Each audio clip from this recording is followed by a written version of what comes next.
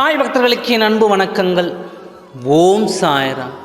என் அன்பு குழந்தையே, இப்பொழுது உன் வாழ்வில் பக்குவம் என்ற நிலையை அடைந்து விட்டாய்.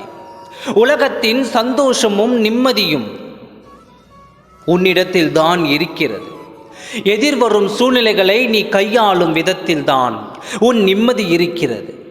எதிரே என்ன ஆயுதம் வந்தாலும் உன் மன அமைதிகள் நான் பார்த்து கொள்கிறேன். அவர்களின் எதிர்மறை சொல்லோ செயலோ உன்னை எந்த வகையிலும் பாதுகாத்து, ஏன் என்றால் நீ என் பிள்ளையான நீ எந்த தீங்கும் யாருக்கும் எதுவும் செய்யவில்லை. அதனால் நீ எதற்காகவும் பயப்பட வேண்டாம்.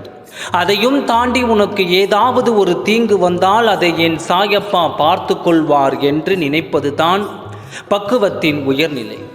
எனக்கான தேடல்கள் அனைத்தையும் என் சாயப்பாவிடம்தான் இருக்கிறது. அனைத்தையும் அவர் நிறைவேற்றி தருவார் என்ற நம்பிக்கையும் தான் உன் வேண்டுதலை நிறைவேற்றி தரும் ஆயுதம். ஆம் குழந்தையே, என் மீதான நம்பிக்கை உனக்கு எந்த அளவு உறுதியாக இருக்கிறதோ அத்தனை விரைவில் உன் வேண்டுதல்கள் நிறைவேறும். சிறிது அளவு ஐயமும் இன்றி என் சாயப்பாவிடம் வேண்டுதலை வைத்து விட்டேன். நிச்சயம் அது நிறைவேறியே தீரும் என்று நம்பிக்கையாக இரு. உனது நேர்மையான எண்ணமும் நம்பிக்கையும் உன் வேண்டுதல்கள் அனைத்தையும் பலிக்கச் செய்யும். எனவே இந்த நம்பிக்கையை மட்டும் விட்டு விடாதே. நான் இருக்கின்றேன், உனக்கு நான் இருக்கின்றேன். எதற்கும் பயம் வேண்டாம். இப்பொழுது சில நாட்களாகவே நீ மனதில் 1000 கேள்விகளுடன் உள்ளாய், வந்து கொண்டு இருக்கின்றாய்.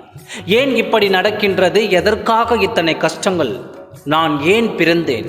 எதற்காக அப்பா என்னை படைத்தீர்கள் என்று புலம்பிக் கொண்டே இருக்கின்றாய்.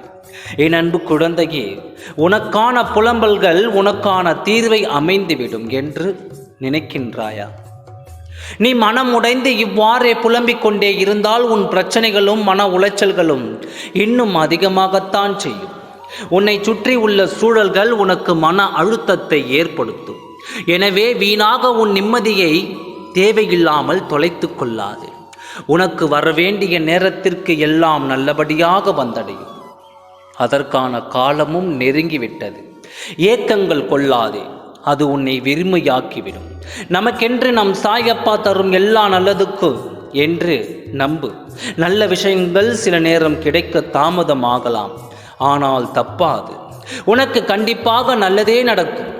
என் கையில் இருந்து ஆசி பெற்று சந்தோஷமாக வாழ்வாய். வாழ்க்கையில் மழை அடித்து கொண்டே இருக்கிறது. என்ன செய்வது என்று தெரியாமல் வெள்ளத்தில் தத்தளிக்கின்றாய்.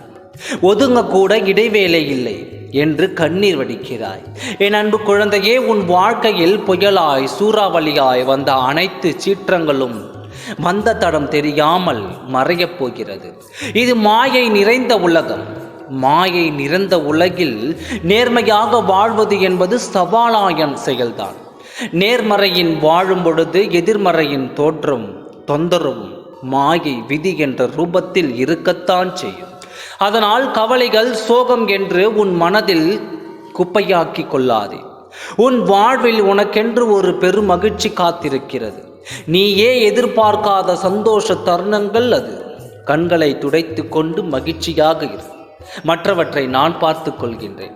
ஓம் சாய்ராம். நன்றி, வணக்கம்.